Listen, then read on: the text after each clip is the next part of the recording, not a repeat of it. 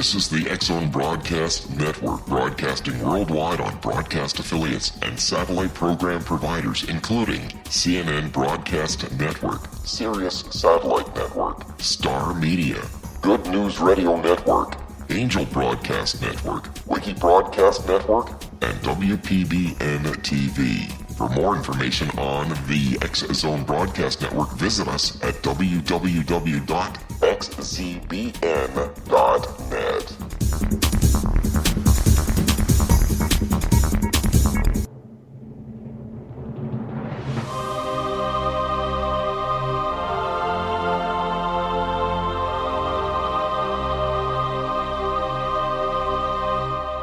The Science of Magic with Gwilda Wiyaka is largely an opinion talk show. All opinions, comments, or statements of fact expressed by Gwilda Wiyaka's guests are strictly their own and are not to be construed as those of the Science of Magic or endorsed in any manner by Gwilda Wiyaka, Relmar McConnell Media Company, its affiliated networks, stations, or employees.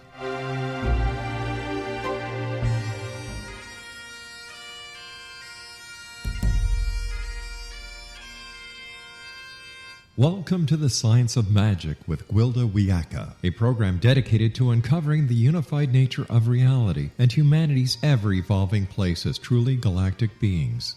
For more information on the Science of Magic with Gwilda Wiyaka, visit us online at www.thescienceofmagic.net.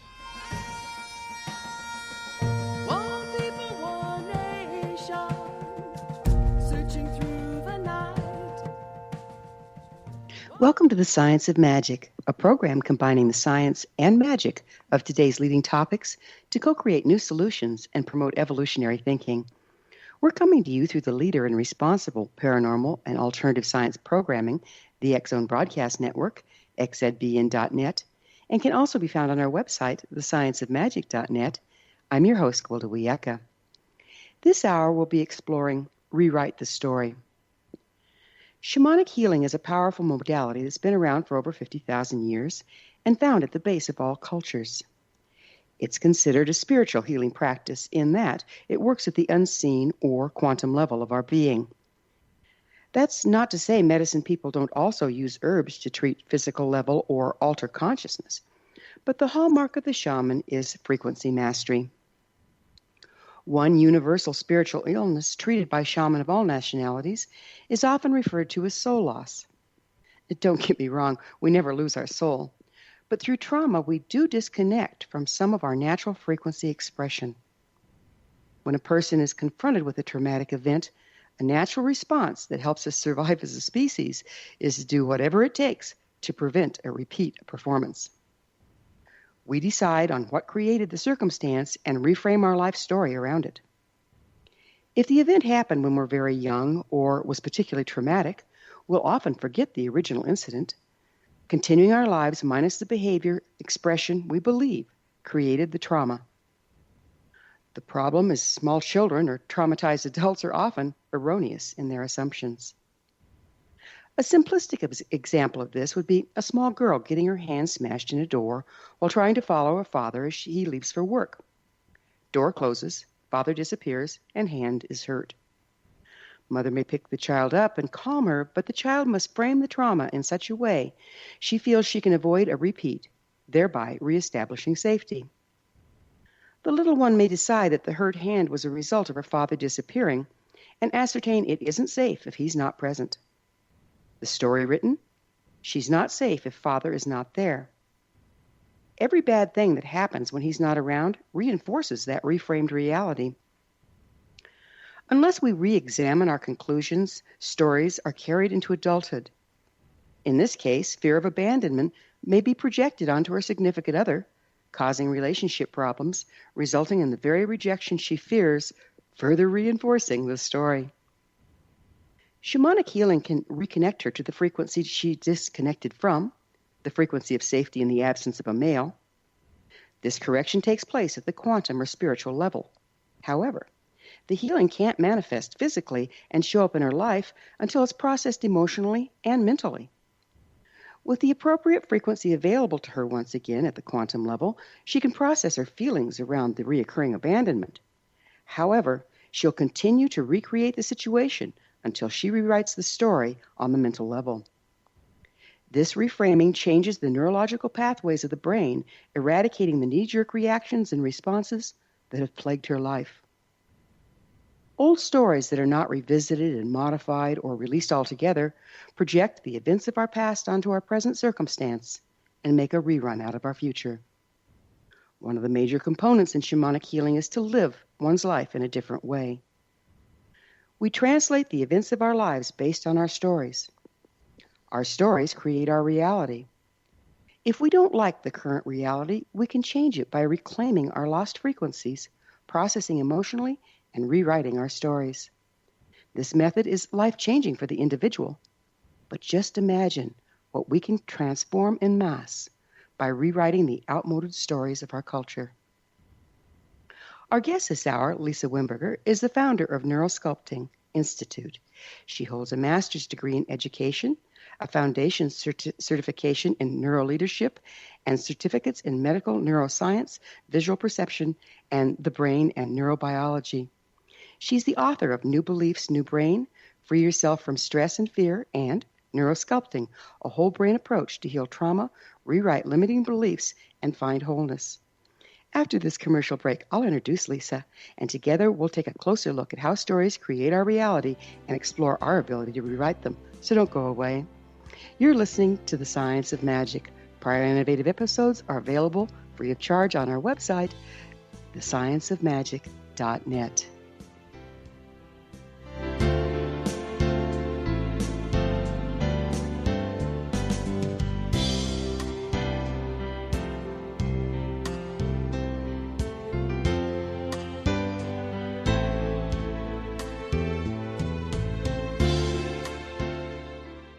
Hi everyone, Rob McConnell here, and I wanted to spend a moment on internet streaming. Everybody has heard about internet streaming, but not many know much about it.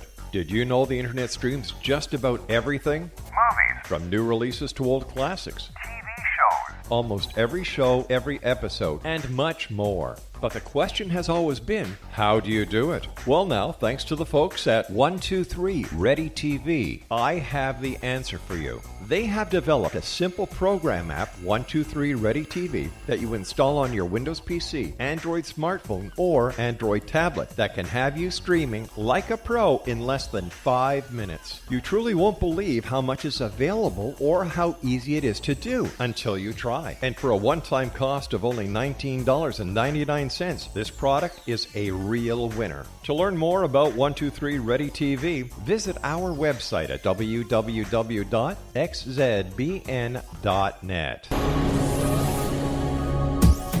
This is the X-Zone Broadcast Network, broadcasting worldwide on broadcast affiliates and satellite program providers, including CNN Broadcast Network, Sirius Satellite Network, Star Media, Good News Radio Network, Angel Broadcast Network, Wiki Broadcast Network, and WPBN TV. For more information on the X-Zone Broadcast Network, visit us at www.xzbn.net.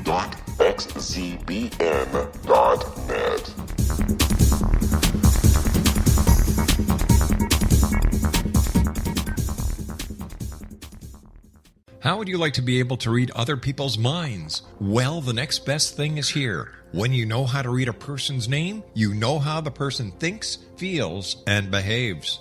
Each letter in our name holds a key to unlock our true essence. Our name contains both our gifts and challenges in this lifetime. Mnemology science discovers personality secrets hidden in the placement of the letters of our names, including the first and last impression people remember about us. Sharon shows us how to interpret the arrangement of letters as outlined in her book, Know the Name, Know the Person. Sharon Lynn Wyeth created mnemology science after 18 years of research and testing her theories, and has supported thousands of people around the world in understanding themselves and others better. You'll enjoy Sharon's unique teachings as she shares her system to learn the gifts behind your given birth name. Even if you don't like your birth name, there are jewels in this book. If you're thinking of changing your name, ready to name your child, or wanting to get along better with others, this is the book for you. If you'd like to improve your relationships and change your life for the better, get the book today, Know the Name, Know the Person, or visit www.knowthename.com. That's www.knowthename.com. Take a step back in time and discover old Florida cuisine at Marsh Landing Restaurant in Fellsmere, Florida. Enjoy delicacies such as frog legs, gator tail, catfish, and swamp cabbage, or enjoy the more traditional cuisine such as hand-cut Angus steaks, ribs, and seafood. Join us for breakfast with a southern flair featuring sweet potato pancakes, biscuits and gravy, and much more. Planning a party? Marsh Landing's private dining rooms can accommodate groups from 8 to 80 people. While you visit, enjoy the historic pictures, artifacts, and stories that line the walls. Marsh Landing is truly a unique experience. Marsh Landing Restaurant, 44 North Broadway in historic downtown Fellsmere, or visit marshlandingrestaurant.com. Marsh Landing, old Florida cuisine at its best.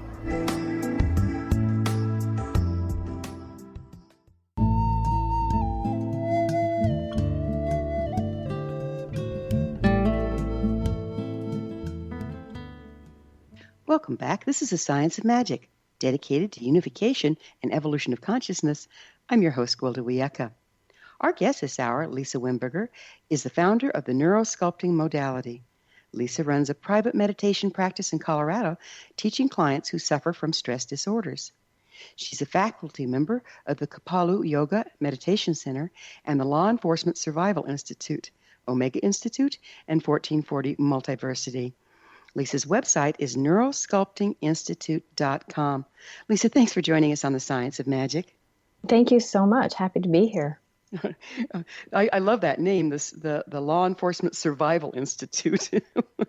How does one survive law enforcement, right? That's the question, and that is the dilemma.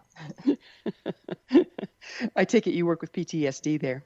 Yeah, I do. I go into police agencies and I help them in a preventative way, try to circumvent that, help them in a post-crisis way, and really help them try to rehumanize from the emotional calluses that they create. So in order to perform as an officer, you have to kind of lock down on some of your natural expression. Is that what you're saying? Well, they certainly are asked and required to be in survival, fight, or flight mode as part of their job. So because they're in that very survival-based space as a requirement, it's very difficult for them to turn it off. And kind of like the example you gave in the beginning with the girl who got her hand smashed, she went into survival mode to create her story of protection. They then create many, many layers of stories of protection that literally inhibit their expression. I like the phrase you used, clamp them down. And they really become calloused to some of the things that might have moved them before outside of work. So it's really an attempt to get them to be able to be who they once were outside of work. Amazing. On another subject, you opened one of your books with your story about I have a son with this disorder, the vagus seizures. Would you mind explaining what that is? Yeah. So we all have a vagus nerve, which is actually a bundle of nerves that goes from the brainstem, runs the full length of the spinal column, and ends quite low in the spine. And this nerve carries information from the brain to the body and from the body back up to the brain. It's a 2-lane highway. When it sends signals from brain to body, it is communicating specifically to our organs. So if we feel unsafe, it's going to communicate a message to lungs, heart, gut, liver, all of those things. Conversely, when we have sensation, we experience things through matters of the heart or the gut or our breath and our skin even, that information gets communicated back up to the brain in this 2-lane highway. So it regulates us in profound ways in regards to how we feel safe in the world. So when this nerve is hyperactive, it may, in my case, and possibly in your son's case, it may be a little bit trigger happy, so to speak.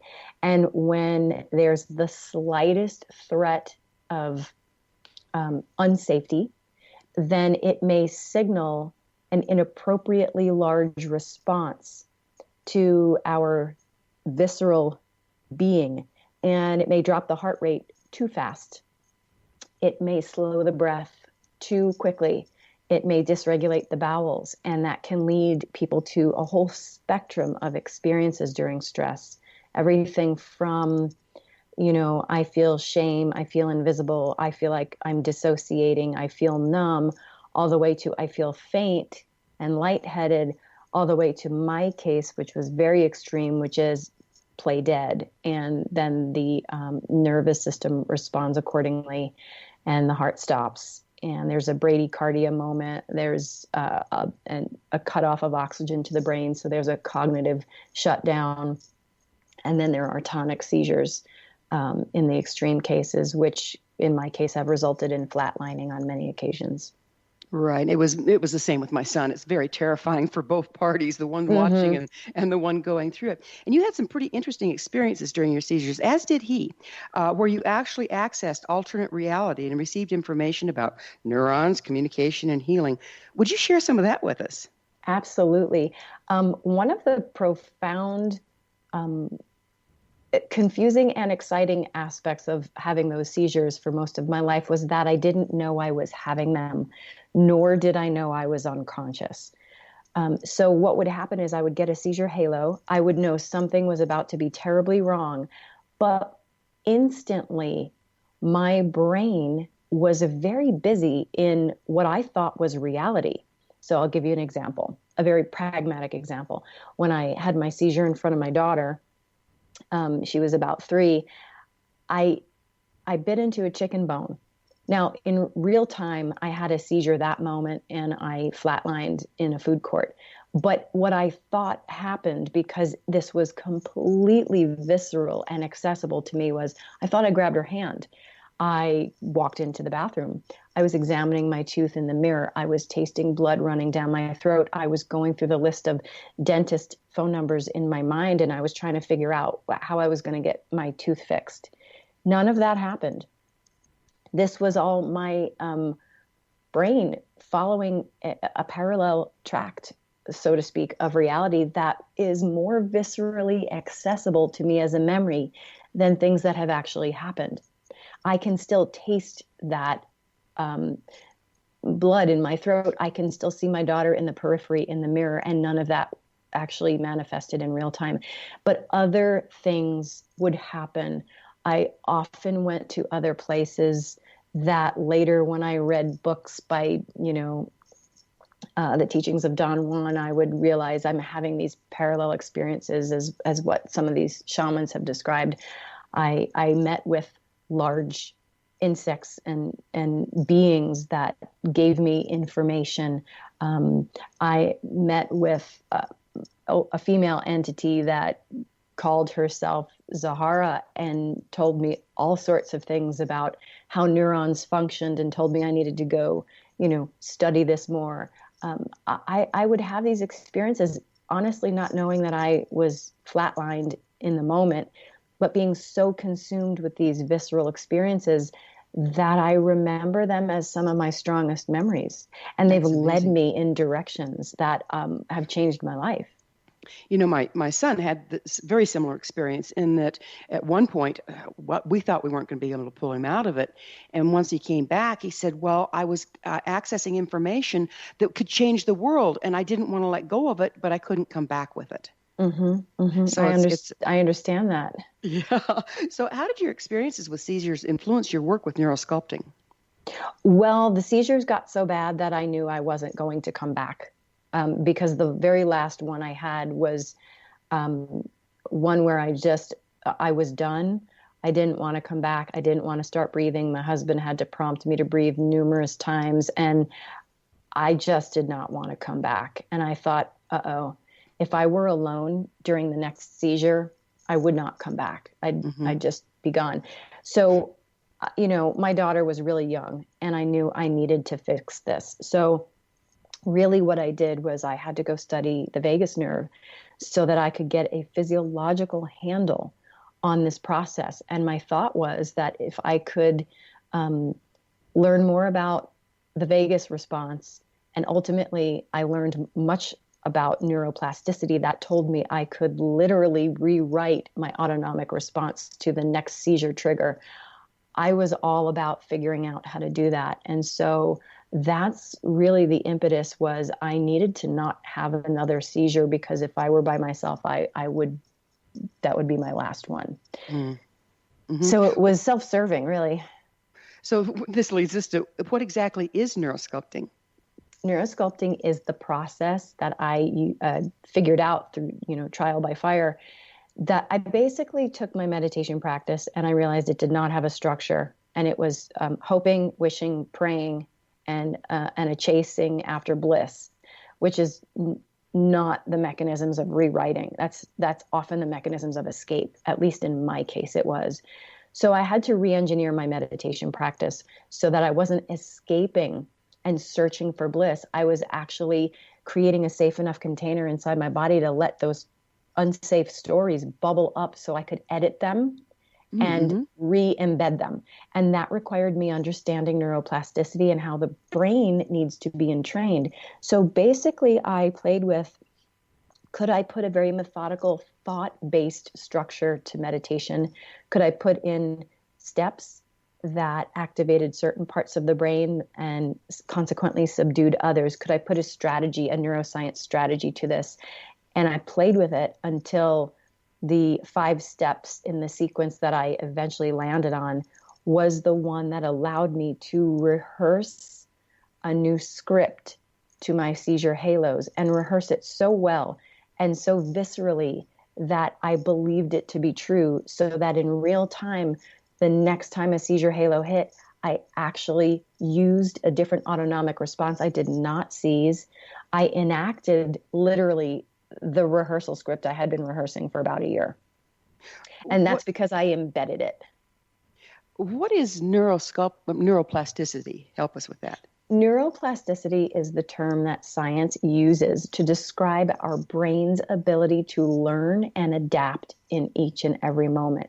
So things we think are just aspects of who we are actually opportunities for us to either reinforce them or edit them. We often reinforce things subconsciously, and then we say, well, that's just who I am. My preferences for food, that's just what I like. No, all of those things are on the table to be edited. And Dr. Jill Bolte Taylor proves this in her recovery from a left hemisphere stroke. That was amazing. Yeah. She proves that when she came back online completely, everything she thought was a genetic trait, a personality trait, were actually things that she had choice around. And that's what neuroplasticity is. It's science's definition of choice at the most neural cellular subconscious level. And so, real briefly, because we're just about out of time, what is the halo you were talking about? A halo is really just that second or two warning of a seizure. It's usually, in my case, when the stomach drops out and you feel the blood pressure drop profoundly. You've got about a second or two before you're going to lose consciousness. That's the halo that I would experience. Other seizure halos are different. Some people experience a daze or a fugue state. In my case, it was blood pressure drop, stomach about to drop out like I'm on a roller coaster, and then about a second or two of consciousness. So you just have a second or two to make the correction so that you don't go into a full seizure. Correct. And I had to rehearse that in a safe container enough times so that in the real moment, it was an autonomic response. That's pretty amazing. Pretty amazing. Out of time for this segment. When we come back, we'll talk about how you managed that, and was it trial and error? So Lisa and I will return to our discussion on the other side of this break, so don't you go away. We're coming to you through the X-Zone Broadcast Network. Don't miss the other fine shows and hosts on xzbn.net. There's a bundle of them. You're listening to The Science of Magic, your resource for creative solutions in a changing world, thescienceofmagic.net.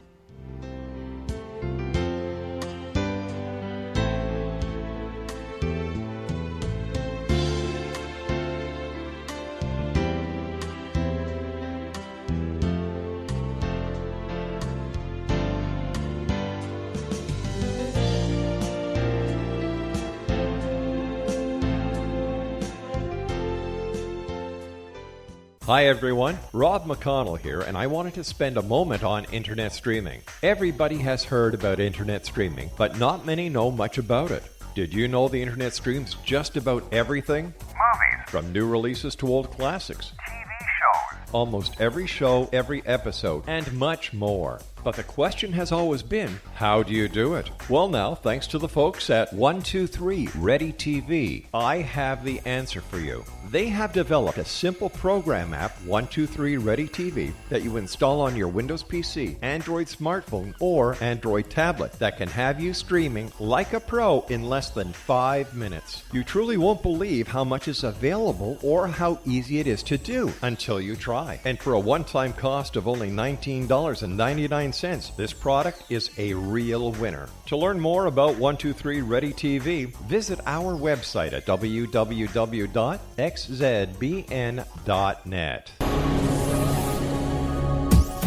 This is the X-Zone Broadcast Network, broadcasting worldwide on broadcast affiliates and satellite program providers, including CNN Broadcast Network, Sirius Satellite Network, Star Media, Good News Radio Network, Angel Broadcast Network, Wiki Broadcast Network, and WPBN TV. For more information on the X-Zone Broadcast Network, visit us at www.xzbn.net.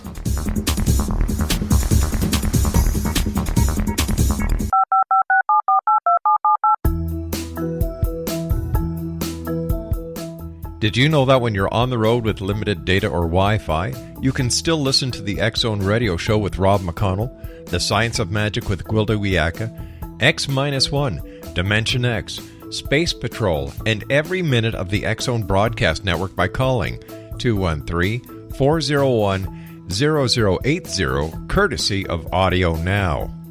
No smartphone, app, or internet needed.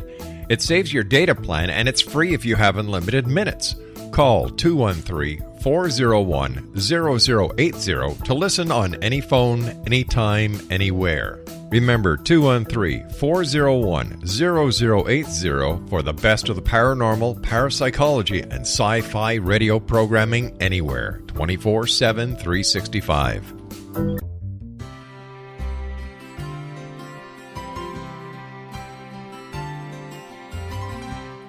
True healing must address 4 levels: physical, emotional, mental, and spiritual, for us to live joyful and productive lives. We tend to treat 3 of the 4, leaving the spiritual languishing. If you're tired of the same dysfunctional patterns cropping up in your life, Soul Balancing is for you. Trixie Phelps, owner and founder of Soul Balancing, is a naturally gifted energy healer trained in numerous esoteric forms, including shamanism. Trixie has created a powerful modality that safely and effectively clears your energetic field. A soul balancing session can remove interference, heal trauma, and restore your hope. Contact Trixie for a life-changing long-distance session today, www.soulbalancing.world.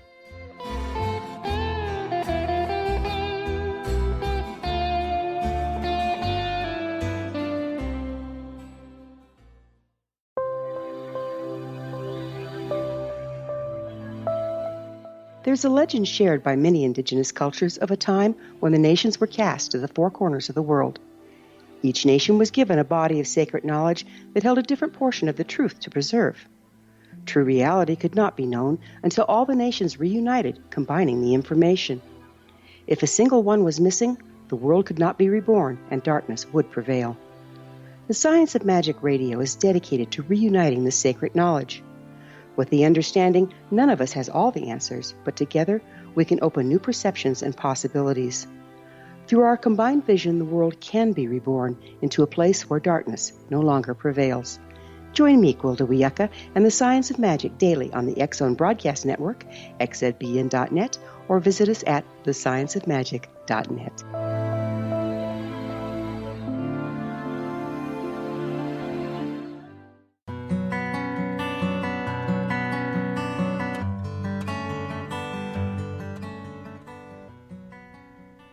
Welcome back. This is the Science of Magic, a place where magic and science come together to promote enlightenment. I'm your host, Gwilda Wiyaka.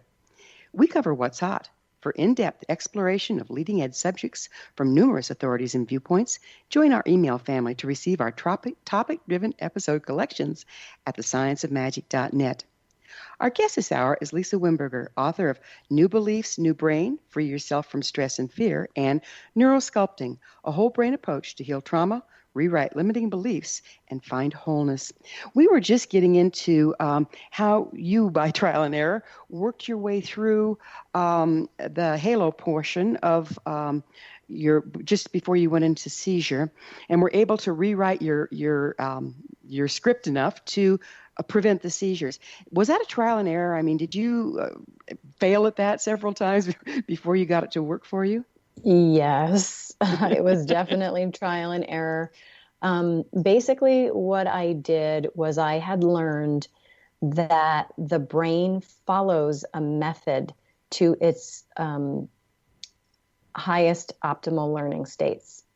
And that if we could tease certain parts of the brain into receptivity, then we would prime it for optimal learning, basically priming it for optimal memory. That's what learning is. Learning is creating memories. So I clearly had a memory on a very autonomic level that when there was a stress or fear, I would have a tonic seizure. That was a pattern that was well established. So I didn't know what literally triggered this. I didn't know what sort of stress. It was always very ambiguous. So I couldn't really work the unknown. So what I had to do was go to, where do I have control over this process? Well, I have awareness at a halo, meaning I have about a second or two awareness that I'm about to lose consciousness. So that's a moment of choice. I have awareness. So what could I do with that? So this is where I played with the structure.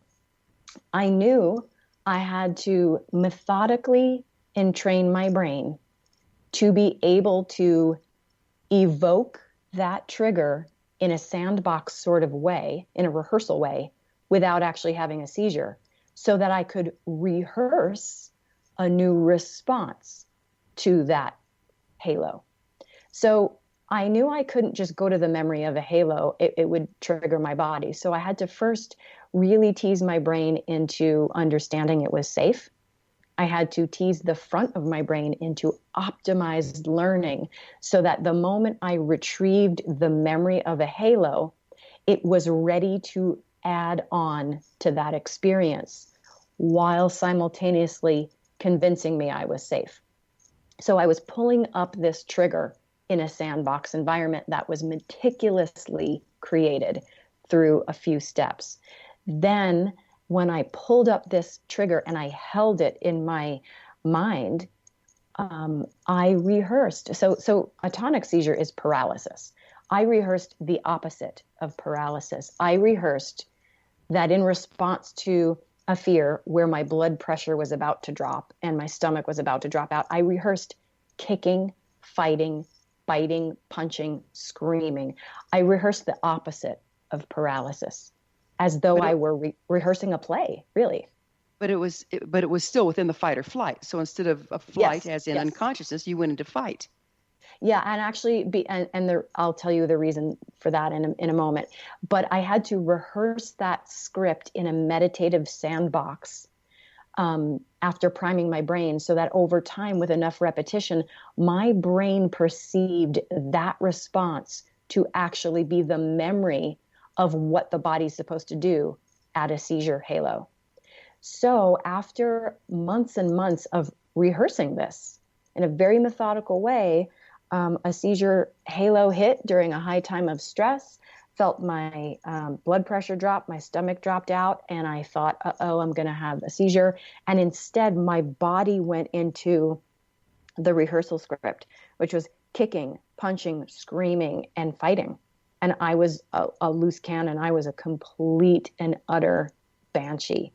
But I literally fought my way through that trigger, and I did not have a seizure, and I've never had a seizure since. I've had other halos, and I don't even now have the fight response. I just go, oh yeah, a shudder moves through me, and I say, yeah, oh, I don't do that anymore. Amazing. But the reason I had to move from freeze to fight is very important to understand. we lump fight, flee, freeze into the same category. They are absolutely not the same category according to the brain. We say there are stress responses, and they are, but freeze is profoundly different. Freeze is regulated by the vagus nerve and the brain stem. Fight and flee is not. Fight and flee is regulated by midbrain, which is a completely different ballgame. If you have a midbrain response to stress, you stay oxygenated, meaning you stay conscious. Right. And you go into arousal, which is very sustainable for mammals. If you go into freeze, you're going to brainstem regulated functions, which inhibit oxygen to the brain, which are not sustainable to mammals in extreme cases. So they're very different responses. And freeze is the most primitive. It's literally what reptiles do. And it's wired into us as our first and foremost response. So if one is going to freeze, then an evolutionary step up would be to move into fight and flee. That makes perfect sense, yeah. Right. Now, if you're in fight and flee, then the evolutionary step is to move into not doing that at all and going into compassion and forgiveness and joy and love and all of that. But when you're in freeze, it's very difficult to bypass the next mammalian link to our highest self. You have to move through it. So people in freeze are often really, really at a disadvantage when we teach people stress management skills, because we're teaching from a fight-flee standpoint. Right. We're teaching to calm the system. But in freeze, you want to arouse the system so that you move out of paralysis. So for me, it was vital. It was literally an evolutionary step for me to fight and flee. And I needed to go there first. And once I did, because I had so many tools, it was very easy to never go back to fight and flee again at that particular trigger. Then it was easy to move into my highest self. Oh, compassion, empathy for myself, acceptance of who I am. All of that stuff came, but not before and not without moving through our evolutionary brain. Amazing. Let's talk a little bit about beliefs. Do you see our beliefs as limiting our reality? 1,000%. And also our beliefs expanding our reality 1,000%. So it goes both ways. But everything we experience is filtered through a set of scripts. These scripts are both conscious and subconscious. These scripts are really patterns, and these patterns develop into our identity. So to me, when you say beliefs, I also think patterns. And our patterns dictate what we perceive as reality.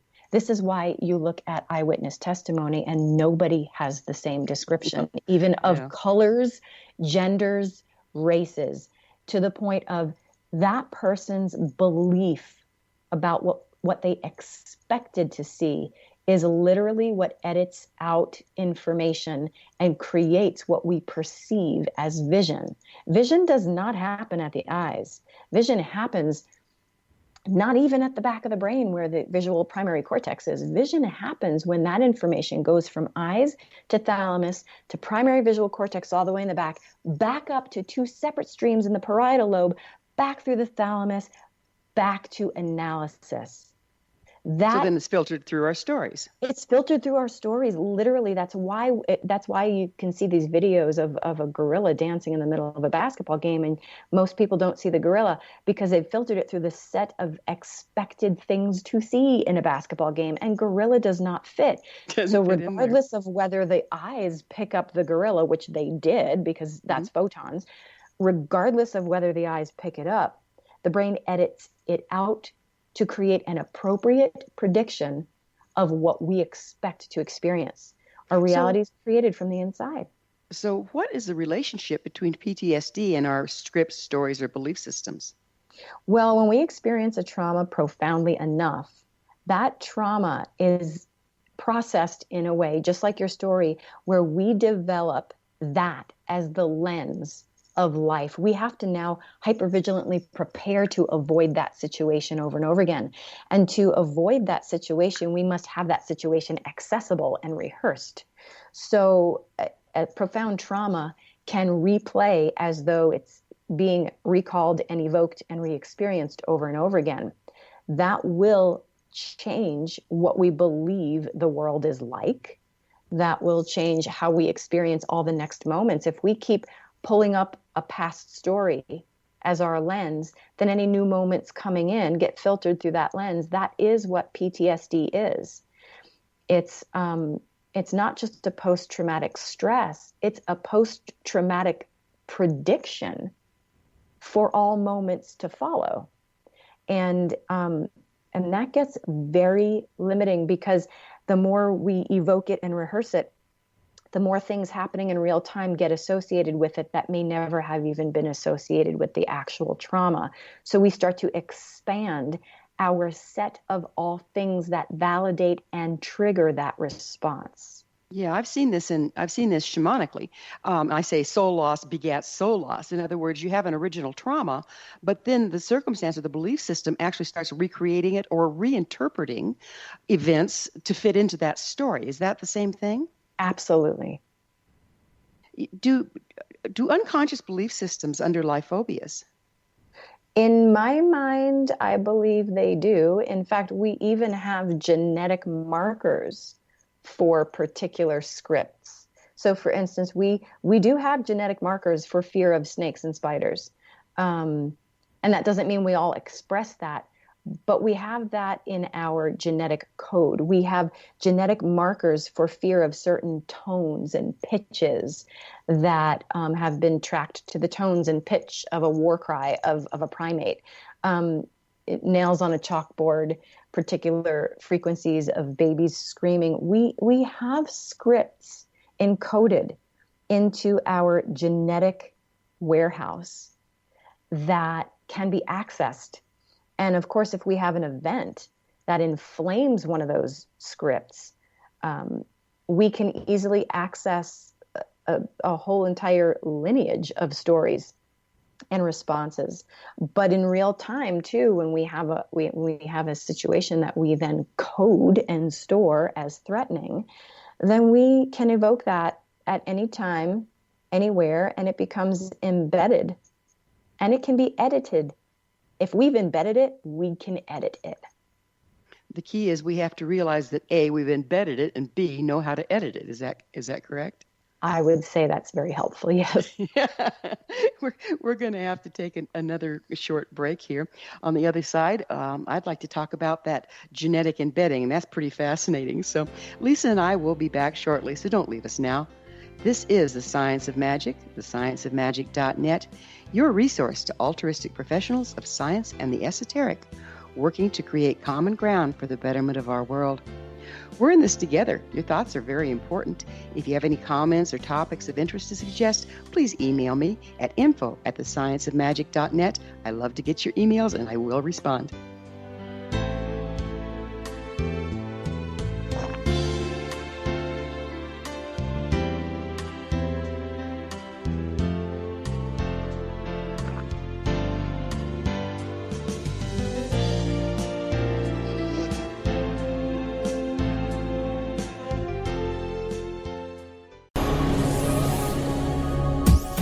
This is the X-Zone Broadcast Network, broadcasting worldwide on broadcast affiliates and satellite program providers, including CNN Broadcast Network, Sirius Satellite Network, Star Media, Good News Radio Network, Angel Broadcast Network, Wiki Broadcast Network, and WPBN TV. For more information on the X-Zone Broadcast Network, visit us at www.xzbn.net.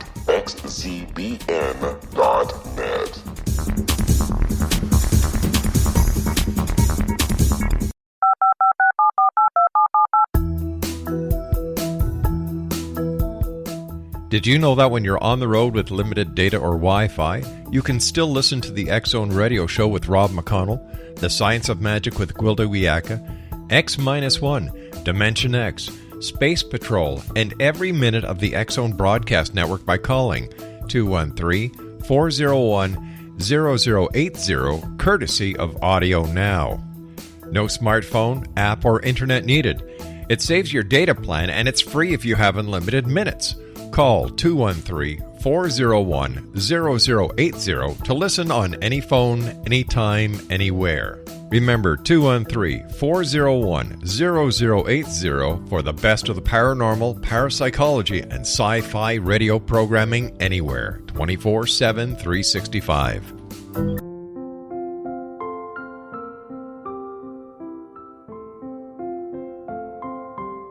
I am Dr. Carl O'Helvey, founder, president of a new cancer foundation focusing on evidence-based physical, mental, and spiritual interventions, including natural cancer cures, prayer, meditation, affirmations, nutrition, and other related holistic cancer prevention and cure modalities.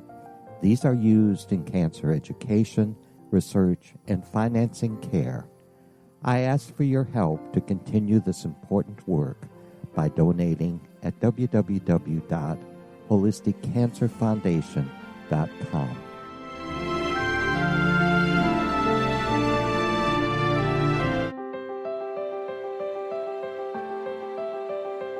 Wouldn't you love to know the secret to everything? I'm Dr. Kimberly McGeorge, and on The Secret to Everything, we will merge the practical with open investigation into all realms of the mysterious. We will talk to cutting-edge alternative health practitioners, those who inspire and motivate you in business and life, and of course, we will share stories of the paranormal, conspiracy, and cryptozoology. You will transform because of the frequency I carry, the frequencies my guests carry. Life may never be the same after you listen to this program, for the secret to everything is for you, the listener, for those who desire more in every area of their lives and believe that it can still be found. Listen and discover thesecrettoeverything.com.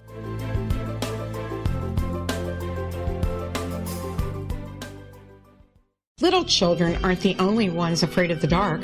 Millions of soldiers return from war zones with PTSD, anger, frustration, fear, and loneliness, much of which surfaces during the darkness of the night. You have the chance to change the lives of these American heroes. Songs and Stories for Soldiers.us provides free MP3 players for these men and women. With a list of 3 million songs in 16 different styles, 100,000 audiobooks, and 30,000 old-time radio programs, every veteran can find something to soothe and comfort them at no cost. All our players contain an 8-hour audio program designed to help veterans fall asleep. With 1,500 plus vets now participating, it's our goal to deliver 10,000 audio players this year. Go to our website at songsandstoriesforsoldiers.us.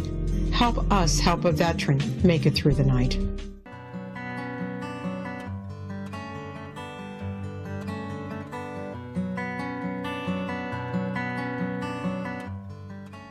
Welcome back. This is The Science of Magic, bringing together gifted people of service to the world. I'm your host, Gwilda Wiyaka. What's up in your world? Email me at info@thescienceofmagic.net and suggest a topic that's on your mind. You're probably not the only one interested. Our guest this hour is Lisa Wimberger, author of New Beliefs, New Brain, Free Yourself from Stress and Fear, and Neurosculpting, a Whole Brain Approach to Heal Trauma, Rewrite Limiting Beliefs, and Find Wholeness. Lisa, something triggered my shamanic brain, if you will, when you were talking about scripts or embedded in our DNA, basically, fear responses. Shamanically speaking, I've worked with people from particular nationalities and start to notice a commonality in their phobias. And the Jewish people are one of them. The never forget, nothing's ever safe. And that's really difficult for people to get through. Have you seen that? And does what you do help with it? I've definitely seen cultural shared trauma. I've seen racial shared trauma. And I've seen specific familial patterns when I have students and clients all in the same family. We are accessing code. That's what DNA is. It's code. And it's a warehouse of code. And we're all accessing it. And for the most part, that code is pretty shared. It's pretty darn identical in many cases. But because we are evolutionary beings and because we adapt, and that's the only way we can survive. What happens in a generation that experiences a profound trauma is that that generation develops skills and behaviors to address that trauma. Those skills and behaviors get embedded as memories, and those literally get encoded, sometimes to the point where they change the genetic code we pass on. So in this current lifetime, you experience a trauma, you can literally alter the code in your genes that you then pass on to your unborn children, so that in an adaptable situation, they're born with an inherent set of skills to deal with a widespread trauma that is specific to your culture, your race, your generation. And that equips them to survive. And this is literally called epigenetics, is that your experience in this particular lifetime affects the genetic story you pass to your children and to your grandchildren. You can have grandchildren manifesting phobias that they've never experienced, but that were appropriately experienced by you, the grandmother, in your, youth growing up, like say in a war zone or, as a disempowered person. I highly recommend the work of Mark Wolin. He wrote a fantastic book called It Didn't Start With You. Mm-hmm. And it's an amazing journey through epigenetic trauma. And he gives such profound insight into the process of us as almost holographic beings that get to express those that went before us and project onto those that are not yet born, literally through our coding. That's amazing, isn't it? So we're given the opportunity to break the genetic chain. Shaman have been working with this for years, is being able to break that genetic chain. Like the Celtic shamans say, it's in the blood, but you can access it in the blood and change it. Is this, we're talking the same thing here? We are talking the same thing here. Absolutely. If I change my relationship to cultural, ancestral, genetic, racial traumas in this lifetime, I will change the expression of my genes. I will then pass on that most current expression to my unborn children. How about the ones that are already there, Lisa? Well, you know what? You can actually affect them too. You can affect them almost by role modeling. And of course, if you believe in energetic contracts, we're all contracted with each other in a certain way. Once one person shifts, the other person then shifts accordingly. So you can. So for instance, if I give my daughter tools to deal with anxiety and role model that and create a new story for her, then she may literally turn off her genetic expression for anxiety, silencing that gene. So she passes that on to her children. She passes on a code that says this gene is not important to express in this lifetime. It's silenced. So she is born, so she has a child born without a predisposition to anxiety. And that's how epigenetics works. So you see this work as being very evolutionary, don't you? Absolutely. We think we're helping ourselves and we think we're in it for self-development, but we're actually in it as just a ripple effect for what's come before us and what's about to come after us. Do you think we're in a time where we have a greater opportunity to evolve at this particular time in history? And if so, why? I do, because we're so globally connected. The web has never been easier to jump around in, literally. The internet web, but the web of life. And information is processed so quickly. Our brains have processed and evolved as quickly, as computers. So you see how fast they process now and how effortless it is to process high levels of information. The brain's doing the same thing. So, ultimately, do we need stories? So far, we've been talking about trading one story for another. Do we need them? Do we need that framework? Well, all of the things that give us joy and make us feel love are also stories too. So I would say we are stories and we just get to be the author of them. For me, my personal belief is we're never not in a story. they're the fabric of this incarnation. It's just, what are we writing? So yeah, we need stories. We need the stories of love and empathy and compassion and joy and forgiveness and evolution. We need those stories. You know, you do some pretty interesting work with first responders. Would you share some about that? Yeah, I see their stories, and I see what their work requires them to do, and I see that some of them start with a very open-minded, open heart space, wanting to protect and serve and empathically help people. And that's not how they end up. Industry-wise, they end up disconnected, dissociated, calloused, and profiling all sorts of things.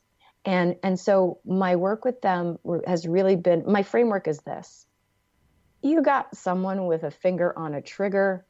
I want that person to have tools of emotional regulation. End of story. It's as simple as that. Mm-hmm. You know, I've seen this in the medical profession. I'm a preceptor for the University of Colorado School of Medicine. So I get to talk to these young docs when they're just young and just making it through medical school. And then I also talk to doctors that have been in the field a long time. And they're first responders. They're dealing with life and death all the time. And I see the same thing, a disillusionment, a shutting down. It would almost appear calloused, but they aren't. Is this the same sort of thing that we're talking about here? I would say so. You spend most of your life at work and it requires you to jump through certain hoops. It's very difficult to perceive that when you're not at work, those hoops don't exist anymore. You kind of carry it with you. And so what I do is I try to teach officers that the rigors of their job do not have to define their life. They can take the uniform off at night, which they don't know they can. Literally, they don't take their uniforms off in their minds. They don't take their badges off. A cop is a cop off duty. A cop is never a civilian. If you're a cop, you're either a cop on duty or you're an off-duty cop.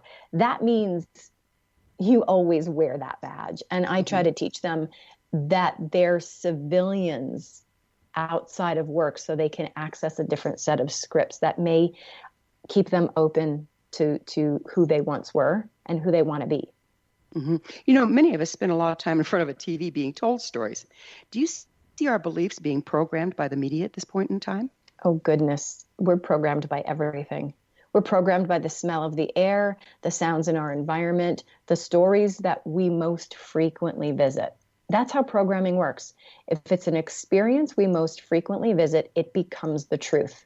So, how many headlines did you see today?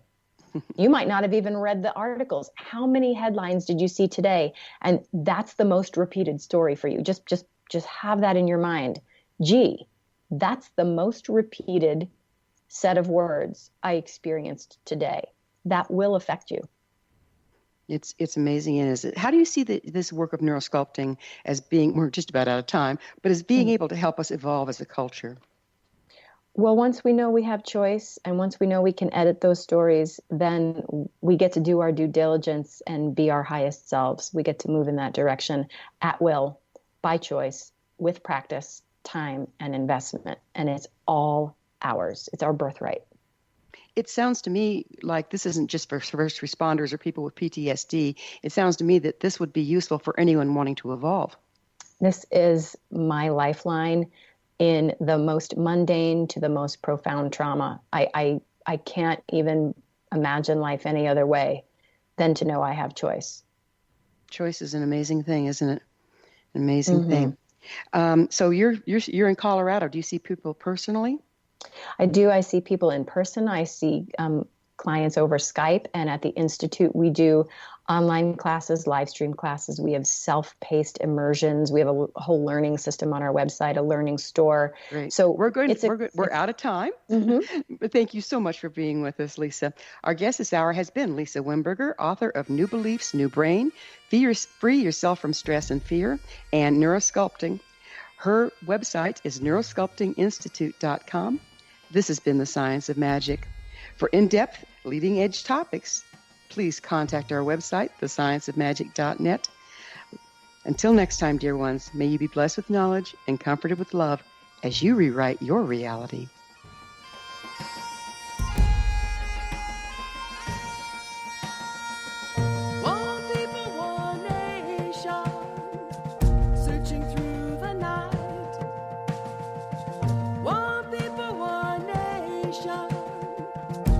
searching for